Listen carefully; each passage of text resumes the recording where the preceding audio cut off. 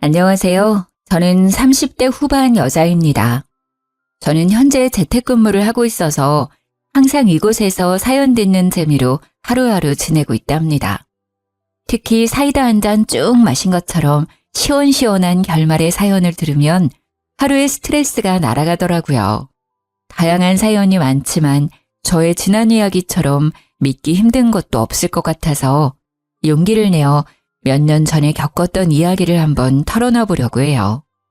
친구들뿐만 아니라 가족들까지 모두 저의 이야기를 믿을 수 없어 했었답니다. 뉴스에 나올 정도라고 제보하라고까지 했을 정도였죠. 이런 제 이야기를 한번 들어봐 주시겠어요? 지금도 가끔 자려고 눈을 감으면 생각나는 장면이 있어요. 바로 저의 원수 같은 두 사람이 제 앞에서 무릎을 꿇고 눈물을 줄줄 흘리고 있는 모습이죠. 제발 한 번만 봐주면 안 될까? 나도 정말 힘들었어. 몇 년 동안 네 그림자에 숨어 살아야만 했다고. 난 아무 잘못 없어. 다 이 여자 때문이라고 말했잖아. 우리 다시 예전으로 돌아갈 수만 있다면 내가 진짜 당신한테 충성할게. 둘 다 입 좀 닥쳐줄래? 안 그래도 울리는 머리 더 아프니까? 경찰서 끌려갈 각오나 하셔. 저는 제 발목을 끌어안으려는 남편의 손을 발로 팍 밟아버리고 차갑게 돌아섰답니다. 남편이 악소리를 지르며 손을 움켜잡고 바닥을 뒹굴었죠. 어쩌다 이런 지경까지 가게 되었는지 몇 년 전의 이야기를 한번 시작해 볼게요. 저는 몇 년 전에 교통사고를 아주 크게 당해서 거의 6개월이 넘도록 병원에 입원해 있었어요. 사실 이것도 기억이 나지 않고 다 들은 이야기죠. 저는 내내 의식이 없는 채로 있었거든요. 그렇게 6개월을 거진 식물인간 상태로 지내다가 기적적으로 눈을 뜨게 되었답니다. 처음으로 눈을 떠서 주위를 둘러보던 때가 생각이 나네요.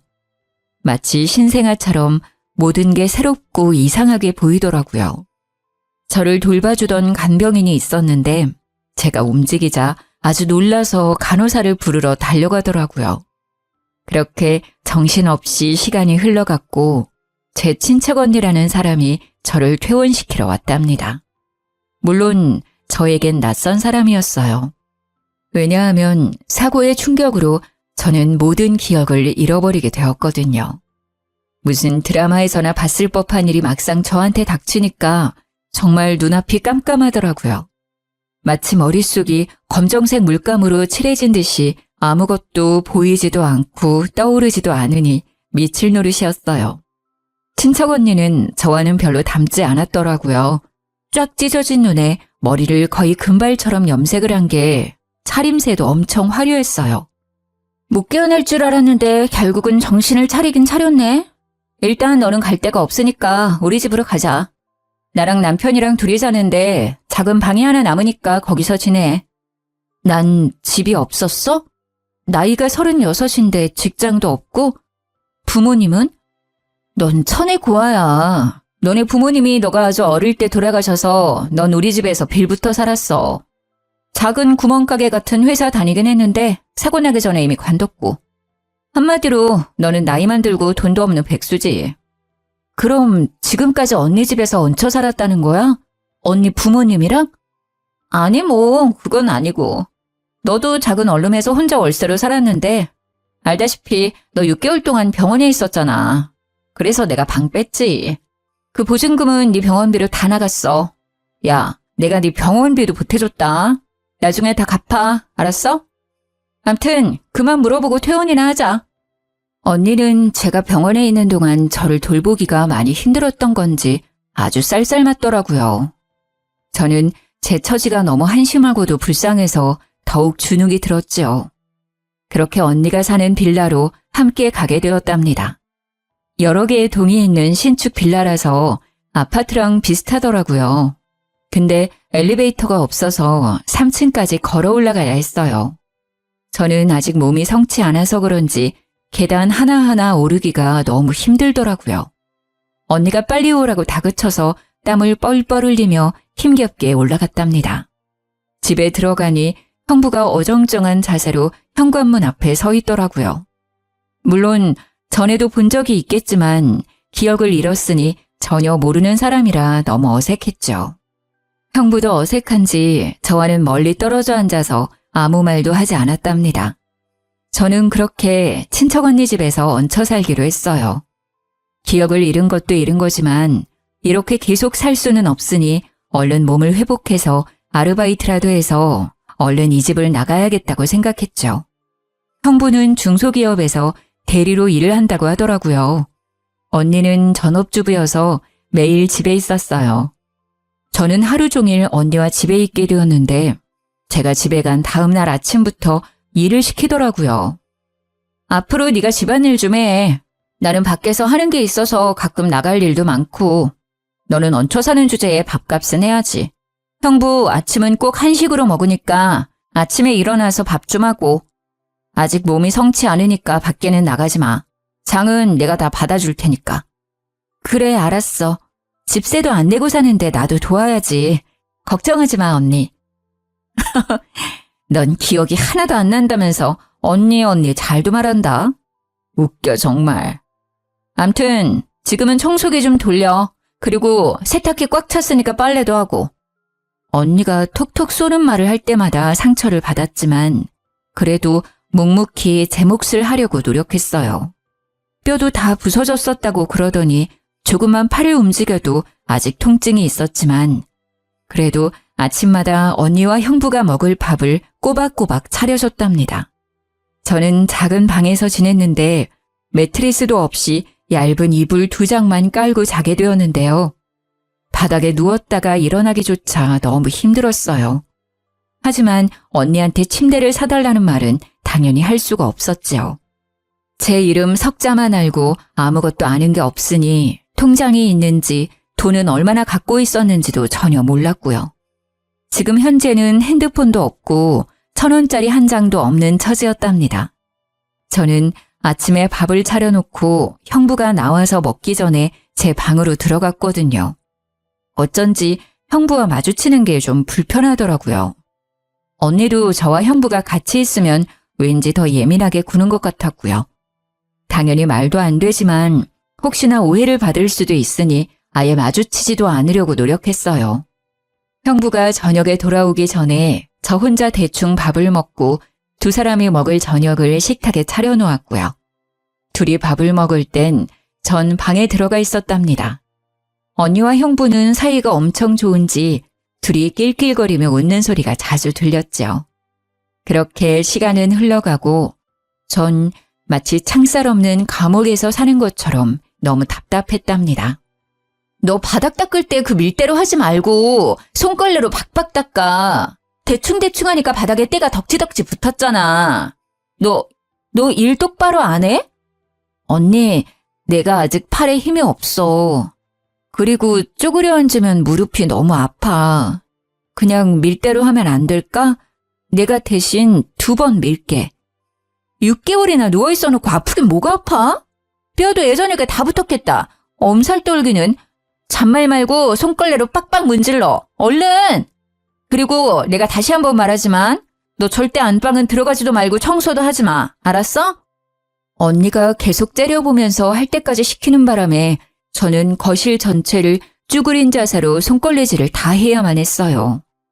서러운 것보다 뼈마디가 찌릿찌릿 통증이 와서 정신이 아득해질 정도였죠. 그날 밤엔 너무 아프고 제 처지가 처량해서 혼자 펑펑 울었답니다.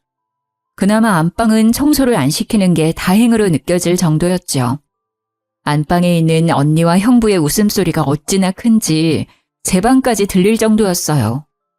저는 이렇게 슬픈데 한 집에 사는 두 사람은 뭐가 저렇게 신나는지 원망스럽더라고요. 거기다 둘은 야식을 엄청 자주 시켜 먹었는데 배달이 오면 안방으로 쏙 가지고 들어가더라고요. 먹는 걸로 구차하게 말하고 싶지 않아서 그저 모르는 척 했는데요. 너무 화가 나는 건 다음날 아침에 주방으로 나가보면 야식을 먹은 일회용 용기와 쓰레기가 널브러져 있었죠. 제가 아침밥을 차려야 하니까 어쩔 수 없이 이를 악물고 치울 수밖에 없었어요. 그래도 언니는 나한테 하나뿐인 가족인데 왜 이렇게 나를 힘들게 하는지 이해가 되지 않았어요. 제가 어릴 때부터 언니 집에서 빌붙어 살아서 저를 미워하는 걸까 하는 마음도 들었죠. 어느 날 언니가 외출하고 저 혼자 있었는데 아직 대낮인데 형부가 집에 왔더라고요. 저는 너무 놀라서 방으로 들어가려 했는데 형부가 말을 거는 게 아니겠어요? 아유, 뭘 피하고 그래. 우리 다 가족이잖아. 편하게 해, 편하게, 처제.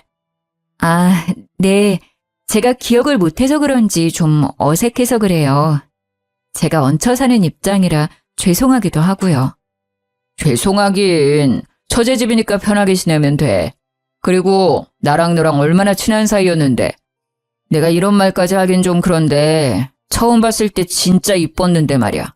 병원에서 앓고 나더니 확 늙어버렸네. 언니가 있을 땐 말 한마디도 없다가 갑자기 반말을 하면서 너라고까지 하니까 기분이 너무 나쁘더라고요. 분위기도 이상해지고 그래서 슬그머니 부엌으로 자리를 피했어요.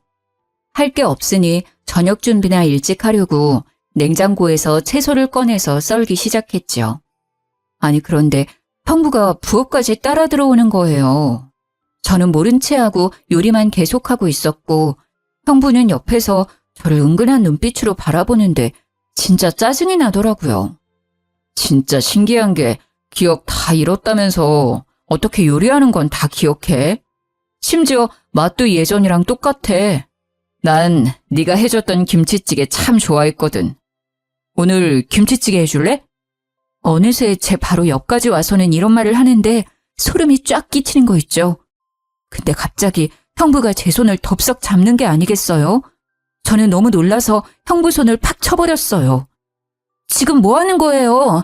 아까부터 이상한 말이나 하고 그 기분 나쁜 눈빛은 또 뭐예요? 언니한테 다 말해도 돼요? 저는 다 내동댕이 쳐버리고 방으로 들어와서 문을 잠가버렸어요.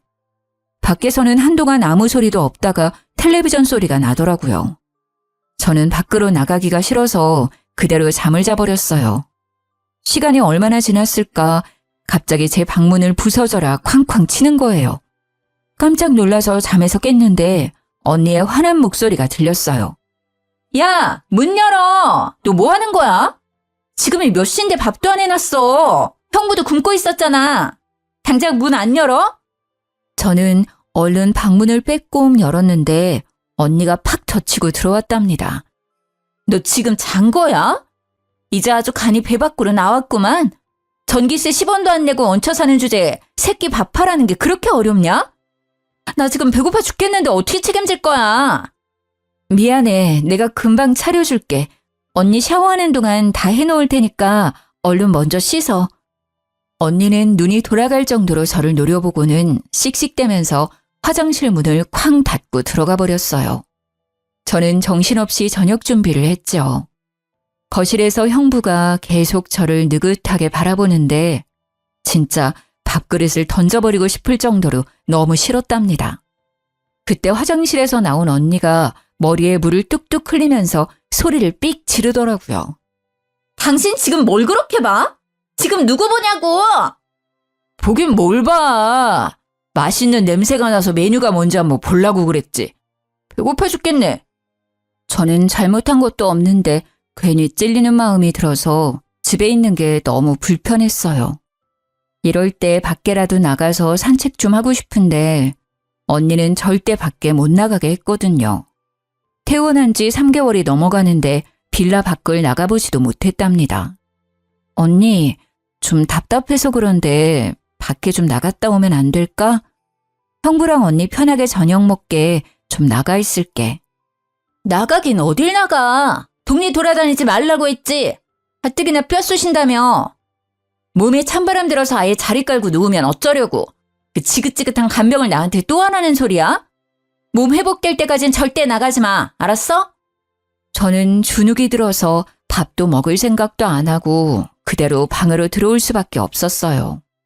그 후로 언니는 점점 더 저를 괴롭히기 시작했죠. 왠지 형부와 제 사이를 의심하는 게 아닐까 싶었답니다. 언니는 집에서 하루 종일 저를 감시하다시피 했어요. 제가 낮잠 좀 자려고 누우면 불이 나게 와서는 팔자 좋다면서 자꾸 억지로 일을 만들어 시키곤 했죠. 하루는 소파에 앉아서 매니큐어를 바르고 있다가 저한테 이러더라고요. 너 밖에 나가고 싶댔지? 1층에 생수 배달 왔거든? 그것 좀 다 가지고 올라와. 6개니까 빨리. 저는 그렇게 몇 달 만에 계단을 내려갔네요. 천천히 내려가 보니 1층 출입문 앞에 생수 6박스가 쌓여져 있는 게 아니겠어요? 저는 6병을 말하는 줄 알았는데 말이죠. 너무 놀라서 입을 쫙 벌리고 한참을 서 있었는데 3층에서 언니 목소리가 날카롭게 들려왔어요. 제사 지내니? 빨리 하나씩 들고 올라오라니까. 언니, 너무 무거워서 못 들 것 같아. 혼자 계단 올라가는 것도 힘든데 이걸 어떻게 들고 올라가. 해보지도 않고 깨부터 쓰는 거 봐. 일단 들어봐. 그런 것도 해야 힘도 기르는 거지. 빨리. 저는 울상을 지으며 한 박스를 들고 계단을 오르기 시작했어요.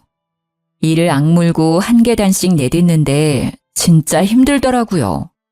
땀을 뻘뻘 흘리면서 한 박스를 겨우 갖다 놓았답니다. 안간힘을 써서 두 번째 박스를 올려다 놓았는데 진짜 몸에 경련이 오는 것처럼 뻣뻣해지더라고요. 제 모습을 보고 언니도 놀랐던지 한마디 했죠. 야, 됐다. 하나 더 날랐다간 아주 장사 지낼까 무섭네. 나머진 형부한테 하라고 할 테니까 들어와. 간신히 방까지 기어들어가서 이불에 누워 한참을 있으니 점점 몸이 안정이 되더라고요. 제가 생수 한 상자도 못 들 정도로 몸이 약해진 것도 너무 속상하고 이런 대우를 받으면서도 이 집에 붙어 있어야만 하는 제 처지가 너무 슬펐답니다. 아르바이트를 구하려고 해도 인터넷으로 좀 알아보고 해야 하는데 핸드폰이 없으니 너무 불편했어요. 세상 돌아가는 것도 하나도 모르고 진짜 감옥 안에 있는 것 같았죠. 그렇게 한 달 정도 더 흐르고 더 이상 참을 수가 없어서 언니한테 말을 해봤어요. 언니, 진짜 미안한데 나 핸드폰 하나만 구해주면 안 될까? 중고도 괜찮아. 맨날 집에만 있는 게 핸드폰이 왜 필요해? 이젠 좀 살만해졌나 보지? 나도 돈 없어. 코딱지만한 빌라에 사는 거 보면 몰라? 핸드폰 같은 소리 하고 있네 진짜. 언제까지 이렇게 얹혀 살 순 없잖아. 나도 일도 구하고 작은 방도 알아보고 하려면 핸드폰 하나는 있어야지. 부탁할게. 아이고, 생수 박스도 못 드는 게 밖에서 잘도 일을 하겠다. 돈 버는 게 장난이야? 넌 가만히 있는 게 도와주는 거야. 그딴 생각하지 말고 얼른 밥이나 해. 하루는 밖에 날씨가 너무 좋아서 바람을 너무 쐬고 싶더라고요. 마침 주말이라 언니와 형부도 오랜만에 나가더라고요. 저는 이때다 싶어서 잠깐만 나갔다 오려고 밖으로 나갔답니다. 정말 감옥에서 탈출한 죄수라도 된 것처럼 밖의 공기가 이렇게 시원하고 좋을 수가 없었네요. 돈이 한 푼도 없었기 때문에 그냥 동네만 빙빙 돌고 있었는데 카페에서 사람들이 시원한 커피를 마시는 걸 보니 너무 먹고 싶더라고요. 그래서 멍하니 카페 안을 들여다보고 있었어요. 그때 누군가 제 어깨를 톡톡 치는 게 아니겠어요? 순간 언닌가 싶어서 너무 놀라 뒤를 돌아봤답니다. 맞네, 맞아. 세상에, 드디어 집에 온 거야? 도대체 그동안 어디 있었어? 아무리 연락해도 전화 한 번을 안 받아서 얼마나 걱정했는지 알아? 네? 누구세요? 저를 아세요? 어머, 이게 무슨 말이야. 날 몰라? 나야, 나. 동네 친구 지연이. 우리 옆동 살아서 친해졌잖아. 아, 그래요? 저를 안다고요? 옆동에 산다고요? 제가 사실 교통사고를 크게 당해서 기억을 다 잃어버렸어요. 혹시 그럼 제가 살던 데가 어디인지 알고 있나요? 너무 답답한데 저를 안다니 저 좀 도와주세요. 그게 정말이야? 살던 데가 어디냐니? 이 동네가 자기가 살던 데잖아. 저 빌라에서 지금 나온 거 아니야? 일단 여기 좀 들어가서 얘기해 그럼. 여자는 저를 카페 안으로 데려가서 케이크와 커피도 사주었답니다. 저는 그동안 있었던 모든 일을 이야기했고 여자는 심각하게 듣다가 고개를 갸웃거렸어요. 지금 사는 집에서 형부랑 언니랑 산다고? A동 300요 맞는 거지? 그럴 리가 없는데. 자기 남편은 어디 갔어? 남편이요? 제가 결혼을 했었어요? 전 부모님도 없고 지금까지 혼자 살았다고 그랬는데요. 부모님이 없다고? 자기 부모님 근처 사시잖아. 나도 뵌 적 있는데 무슨 소리야?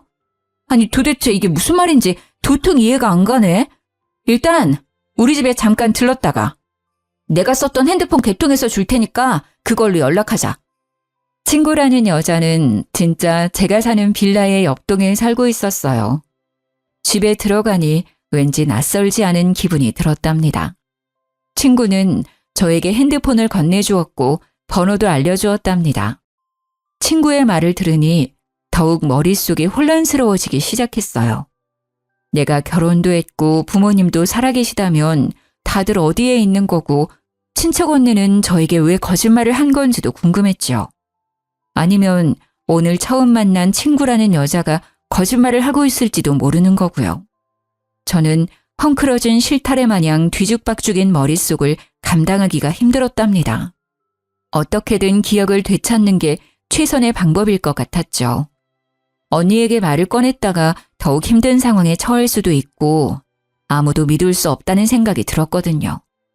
저는 친구에게 받은 핸드폰으로 기억을 찾기 위해 여러모로 검색도 해보고 방법도 찾아보기 시작했어요. 하지만 쉽게 돌아오지 않는 기억에 하루하루 좌절만 더해갔답니다. 기억을 찾으려고 노력할수록 머리가 띵하게 아프거나 이명이 생길 정도로 멍해지는 날들이 늘어갔어요. 그럴 때는 아무것도 하지 못하고 누워있거나 앉아있어야 좀 진정이 될 정도였죠. 그날도 갑자기 귓속부터 삐익 울리며 머리 전체가 쿵쿵 울리길래 거실 소파에 주저앉아 있었어요. 안방에서 나온 언니가 저를 보더니 소리를 지르더라고요. 야, 앉아서 뭐하니? 형 볼 시간 다 됐는데 쌀도 안 씻어놨네. 이게 또 기어오르려고 아주. 당장 안 일어나? 저는 대답도 못할 정도로 머리가 울려서 그저 얼굴만 찡그리고 움직이지 못하고 있었어요. 언니는 제가 대답을 안 하자 더욱 화를 내기 시작했죠. 이게 이젠 대꾸도 하네? 그래, 내가 지금까지 너무 착하게 대했지? 이게 아주 기어올라. 언니는 순식간에 제 머리채를 잡고 흔들기 시작했답니다. 저는 너무 아파서 악 소리를 질러댔어요. 언니는 제 머리를 좌우로 흔들어대더니 팍 놓아버리더라고요. 제가 바닥에 주저앉아 있자 제 뒤통수를 빡 갈기는 게 아니겠어요? 저는 순간 억 소리를 지르며 몸이 앞으로 구부러졌죠. 갑자기 머릿속에서 번개가 치는 것처럼 번쩍하더니 마치 전선이 이어지는 것 같이 찌릿찌릿하더라고요. 나 너무 머리가 아파. 이게 무슨 짓이야? 왜 머리채를 잡아? 진짜 언니 맞아? 왜 이렇게 나를 괴롭혀? 저는 언니를 돌아보고 소리를 질렀어요. 그때 또 귀가 멍해지더니 머릿속에 전기가 오르는 것 같았어요. 그러면서 순간적으로 예전 기억이 사진처럼 짧게 스쳐 지나갔죠. 저는 기억이 조금씩 돌아오고 있다는 걸 본능적으로 느낄 수 있었답니다. 그런데 정말 이상한 게 스쳐 지나간 기억 중에서 형부의 얼굴이 선명하게 보였다는 점이었어요. 저는 형부가 너무 불편하고 싫은 마음까지 있어서 그런지 왜 형부의 얼굴이 크게 보였는지 이상했죠. 예전에 형부가 말한 대로 진짜 친한 사이였나 싶은 생각도 들었답니다. 언니의 감시를 받으며 집에서만 지내야 하는 시간이 계속되었지만 핸드폰이 있었기 때문에 친구와 연락하면서 점점 저에 대해 더 알아갈 수 있었어요. 저는 사고당하기 전까지도 직장에 다녔었는데 심지어 꽤 괜찮은 회사였더라고요. 혹시나 하고 제가 일했다는 부서에 전화를 해봤는데 전화를 받은 직원이 진짜 저를 알고 반가워하는 게 아니겠어요? 대리님, 도대체 어떻게 된 거예요? 오랫동안 출근을 안 하시더니 하루아침에 갑자기 그만두셔서 얼마나 걱정을 했는지 아세요? 아, 저 정말 미안한데 나중에 다 설명해 줄 테니까 혹시 저에 관한 서류 좀 받아볼 수 있을까요? 인사팀에 좀 요청 좀 해주시겠어요? 직원은 제 인사 기록을 메일로 보내주었고 저는 이제야 제 이름이 뭔지 무슨 삶을 살았었는지 조금은 확인할 수 있었어요.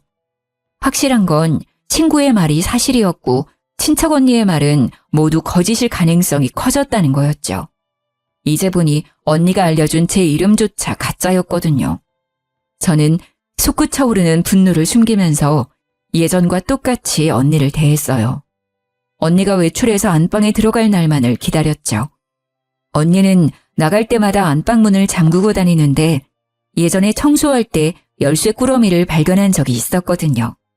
아마도 그 꾸러미 중에 안방 열쇠도 있을 것 같다는 확신이 들어서 열쇠 꾸러미는 제 방에 숨겨놓고 있었답니다.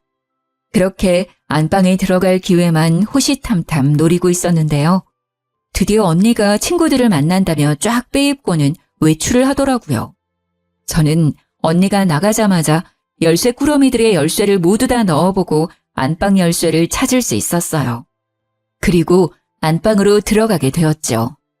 딱 들어가자마자 머릿속에서 어떤 기억이 싹 스쳐가면서 침대며 가구 배치가 낯설지가 않다고 느꼈답니다. 저는 옷장을 열어서 알아낼 게 없는지 다 뒤져보기 시작했죠. 그런데 옷장에 아무렇게나 쌓여있는 옷들을 봤는데 친척 언니가 평소에 입는 옷들은 아니더라고요. 언니의 스타일과도 거리가 멀었고 오히려 제 취향에 가깝다는 생각이 들었어요.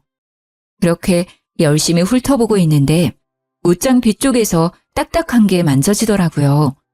무슨 커다란 액자 같아서 낑낑대면서 꺼내봤죠. 저는 액자 속의 사진을 보고 너무 충격을 받아 입을 다물 수가 없었답니다.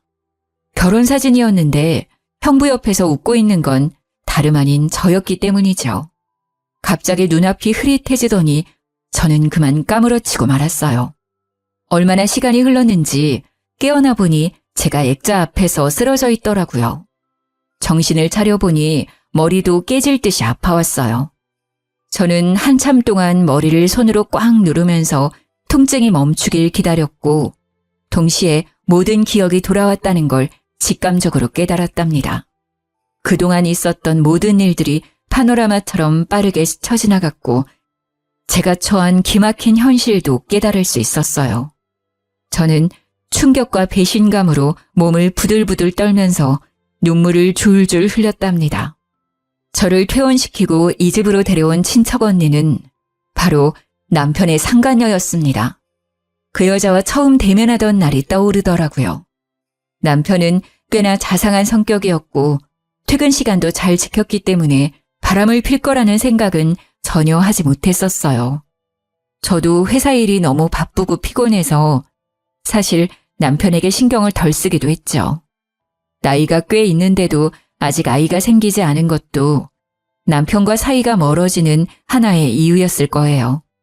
어느 날 어떤 여자가 대뜸 전화를 했더라고요. 김민철 씨 와이프 되시죠?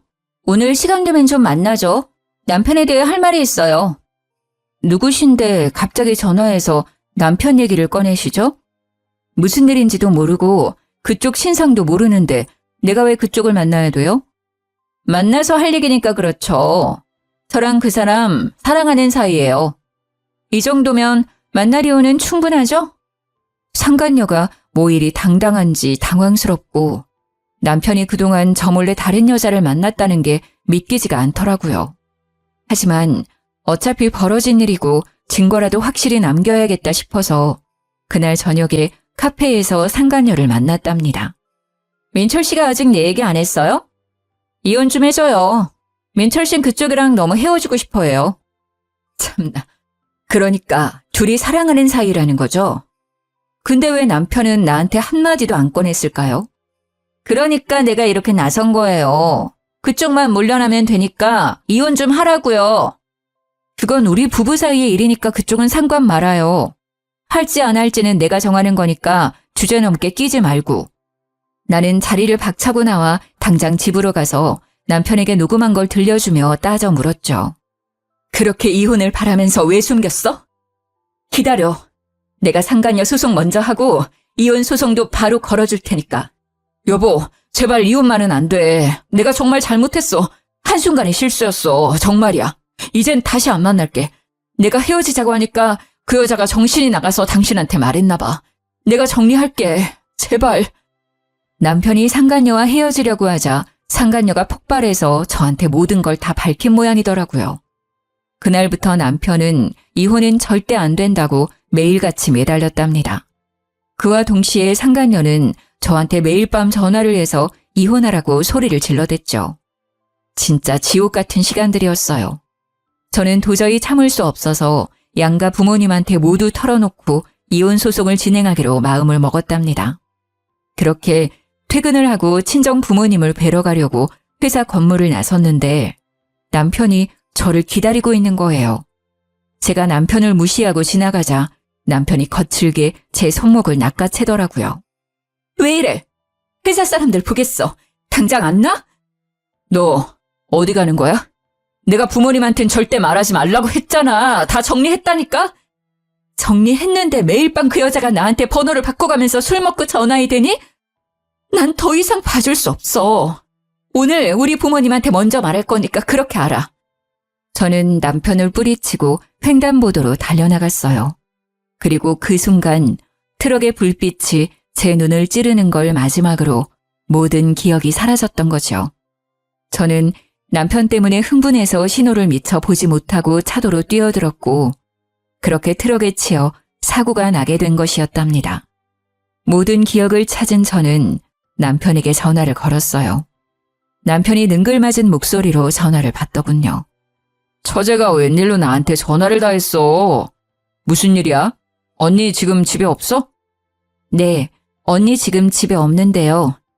형부, 죄송한데 지금 바로 와주시면 안 될까요? 제가 몸이 안 좋아서요. 전화를 끊고 거의 1시간 만에 남편이 눈썹을 휘날리며 달려왔더군요. 소파에 앉아있는 저를 보더니 제 옆에 착 달라붙어 앉더라고요. 처제, 어디가 아파? 내가 좀 봐줄까? 방이 좀 눕지 그래. 처제 같은 소리하고 자빠졌네. 너 도대체 나한테 무슨 짓을 저지른 거야? 이 짐승만도 못한 놈아. 제가 돌변해서 소리를 지르자 남편이 입을 떡 벌리고 저를 쳐다보더라고요. 당신 기억 다 돌아온 거야? 언제? 어디부터 기억이 나? 혹시 전부 다? 지금 사실대로 다 말하면 당신이 원하는 대로 이혼은 안 할게. 그러니까 어떻게 된 건지 다 털어놔. 남편은 우물쭈물하다가 입을 열었죠. 물론 다 비겁한 변명일 뿐이었지만요. 당신이 사고로 머리를 너무 심하게 다쳐서 수술도 여러 번 했거든. 의사가 가망 없다고 할 정도였어. 양쪽 부모님한테 사고 났다고 말씀드리면 나 바람난 것까지 다 아실 거고. 그래서 너무 무서워서 어떻게 해야 되나 그러고 있었는데 아니 걔가 살지 죽을지도 아직 모르니까 일단 말하지 말고 기다리자는 거야. 그래서 가족들 감쪽같이 속이고 6개월이나 나를 병원에 숨겨놨다 이거야? 이 머저리야? 아니 걔가 당신한테 보험 있냐고 물어보더라고. 생명보험 있다니까 일단 더 기다렸다가 혹시나 당신이 잘못되면 그 돈 갖고 결혼하자고 자꾸 꼬시는 거야. 시간은 계속하니까 이젠 말하기도 너무 늦었고. 그런데 저는 6개월이나 계속 죽지 않고 살아있었던 거고 심지어 회복까지 된 거였죠. 그동안 남편은 제 가족들에게 제가 여행을 갔다느니 너무 바쁘다느니 계속 핑계를 대며 집에 찾아오지 못하게 막기까지 했던 것이요. 심지어 제 회사에 찾아가서는 제가 아프다면서 대신 사직서까지 제출했다는 거예요. 하루가 멀다 하고 야근까지 해가면서 치열하게 지켰던 자리였는데 제 보호자의 위치에 있다는 걸 이용해서 제 커리어까지 망가뜨린 거죠. 저는 남편이 벌인 이 기막히고 파렴치한 일에 치가 떨렸어요. 당신, 나랑 이혼하기 싫다면서. 그럼 내가 깨어났으면 예전처럼 잘 지낼 수 있었잖아. 어차피 기억도 하나도 못하는데. 나도 정말 그러고 싶었지. 근데 걔가 당신이 아무것도 기억 못하는 거 알고는 일을 이렇게 버린 거야. 난 진짜 하늘에 맹세코 당신을 속이고 싶지 않았어. 근데 걔가 협조 안 하면 부모님이랑 회사에도 다 알린다고 협박을 하는 거야. 진짜 나 걔 때문에 인생 조졌어 여보. 다 걔가 꾸민 일이야. 믿어줘 제발. 너희 둘이 짜고 나를 집에 데려와서 그렇게 식모처럼 부려먹었는데 걔 혼자 꾸민 거라고? 손뼉도 마주쳐야 소리가 나는 법이야. 너는 하기 싫었다면서 밤마다 그년이랑 그렇게 신나게 웃어댔어? 제가 남편을 쏘아보며 따지고 있는데 현관문 여는 소리가 들렸어요. 상간녀가 살짝 술에 취해서 들어오더라고요. 상간녀는 저와 남편이 나란히 앉아있는 걸 보고는 눈이 돌아서 악을 써댔죠. 뭐야? 왜 둘이 붙어 있어? 너 지금 형부한테 뭐 하는 짓이야? 오갈 데 없는 거 걷어주니까 은혜도 모르고. 내 집에서 먹여주고 잠도 재워준 건 나지. 이 분수도 모르는 게 어디서 나대. 남의 집에서 집주인 행세하니까 기분 좋지? 진짜 네 남편, 네 집이라도 된 것 같았어? 제가 상간녀 눈을 쏘아보며 차갑게 비웃어주자 상간녀의 눈이 속절없이 흔들리기 시작했어요. 그동안 이렇게 보잘것없는 여자가 진짜 친척 언니인 줄 알고 삼시세끼 밥을 해다 바치고 옷을 빨아서 다림질까지 해주면서 지냈었다니 어이가 없어서 웃음도 안 나오더라고요. 저는 심지어 오갈 데 없는 천혜고아인 저를 진짜 거둬준 줄 알고 고맙고도 미안한 마음을 느끼고 있었거든요. 저를 속였던 상간녀 못지않게 지금껏 속아온 제 자신에게도 용서 못할 정도로 화가 날 정도였답니다. 뭐야? 기억이 다 돌아온 거야? 그렇다고 해도 달라질 게 뭐 있어? 이 꼴을 당하고도 이혼을 안 하고 살겠다고? 과연 내 남편도 너랑 같은 생각일까? 어쩌니? 내가 보기엔 네가 세상에서 제일 불쌍한 것 같은데. 저는 일부러 이혼을 안 한다고 하면서 남편이 진실을 털어놓도록 만들었던 거였어요. 그래서 남편이 했던 말을 다 녹음했었고 상간녀에게 바로 들려줬죠. 남편의 말을 듣고 있던 상간녀의 얼굴이 벌개지면서 점점 울상으로 일그러지기 시작했어요. 다 내가 꾸민 일이라고? 야, 네가 보험금 탈 때까지 기다리자며. 내가 그동안 너 때문에 얼마나 고생을 했는데 네가 나한테 이럴 수 있어? 나한테 다 뒤집어 씌우겠다 이거야? 야!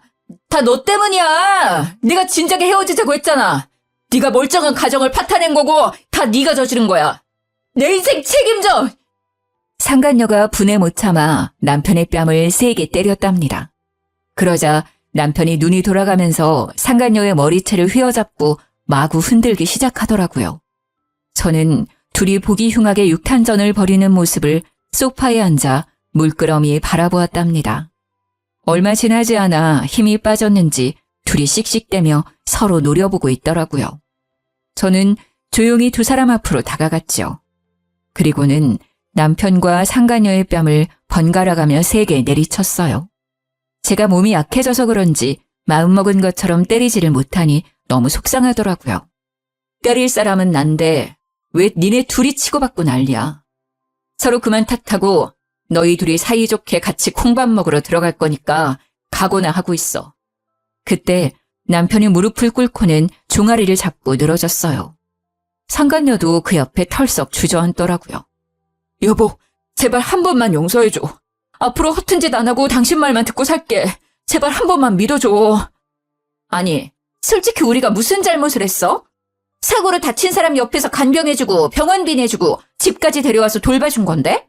뭘로 콩밥을 먹일 건데? 법이랑 알고 그딴 소리 하는 거야? 따지고 보니 그러네. 내가 남편이고 보호자인데 내가 사고 난 배우자 돌봐준 걸로 감옥을 갈 순 없잖아. 그러는 너는 법을 잘 아나 봐? 그니까 누구 말이 맞을지 두고 보자고. 경찰 오면 얘기하라고. 뭐? 경찰? 내가 왜? 내가 왜 경찰서에 가야 돼? 상간녀가 저를 위협하듯이 확 다가와서 때릴 것 같은 포즈를 취하는 게 아니겠어요? 자기의 잘못을 전혀 반성하지 않는 모습에 기가 막히더라고요. 그때 마침 제 연락을 받고 오신 친정 부모님이 현관문을 박차고 들어오셨답니다. 이 짐승만도 못한 놈아! 네가 감히 우리를 속이고 내 딸을 못 보게 숨겼다 이거야? 바람까지 핀 주제에? 너 이놈, 오늘 네 제삿날이다! 친정아버지는 남편을 마구잡이로 때리기 시작했어요. 남편은 몸을 수그린 채 맞기만 하고 있었답니다. 친정어머니는 그 사이에 상간녀의 머리채를 잡고 마구 쥐어뜯기 시작하셨죠. 상간녀의 비명소리가 어찌나 큰지 빌라 전체에 울려 퍼질 정도였어요. 그 소란이 벌어지는 사이 미리 연락해두었던 경찰도 집으로 들어왔답니다. 두 사람은 나란히 수갑이 채워진 채로 현장에서 체포되었어요.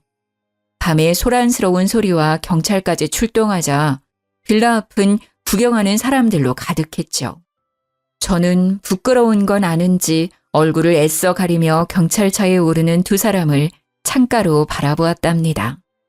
그날 이후로 남편과는 다시는 만나지 않았어요. 두 사람은 죄질이 워낙 나빴기 때문에 다양한 죄목을 적용받아서 재판을 앞두고 있는 형편이 되었죠. 변호사 말로는 감옥에 갈 확률이 높다고 하더라고요. 제가 건 이혼 소송과 상간녀 소송은 그 두 사람에겐 제일 약한 재판이었을 거예요. 저는 위자료로 공동명의였던 빌라를 받을 수 있었답니다. 상간녀에게 위자료를 받아낸 것은 당연한 거였고요. 저는 그 집에서 당했던 일은 생각도 하기 싫었기에 바로 빌라를 팔아버렸어요. 그리고 지금은 친정 부모님과 함께 지내고 있답니다. 아직 사고 후유증으로 몸이 약해진 상태라서 간단한 재택근무를 하면서 지내고 있죠. 부모님의 보살핌을 받으며 음식도 잘 챙겨 먹다 보니 확실히 점점 몸이 나아지는 기분이 든답니다. 점점 원래의 제 삶과 일상으로 돌아오고 있죠. 하지만 지금도 가끔 밤에 악몽을 꾸기도 해요. 아직도 그 빌라의 작은 방에서 노예처럼 지내면서 혼자 울며 잠들었던 날들이 떠올라 가슴이 철렁하기도 하고요. 저한테 어떻게 그런 일이 벌어졌는지 기가 막힐 뿐이죠. 그것도 평생을 약속했던 남편이란 사람한테 그런 일을 당하다니. 그를 사랑하고 선택했던 제 삶이 쓸모없이 느껴지는 날도 많았답니다. 하지만 이제는 다 털어내고 다시 앞으로 나아가야겠죠. 지금 이 사연을 들으시는 분들도 힘든 일이 분명히 있으실 거예요. 하지만 우리 다시 힘을 내서 이겨내보아요. 지금까지 제 사연을 들어주셔서 감사합니다. 행복하세요.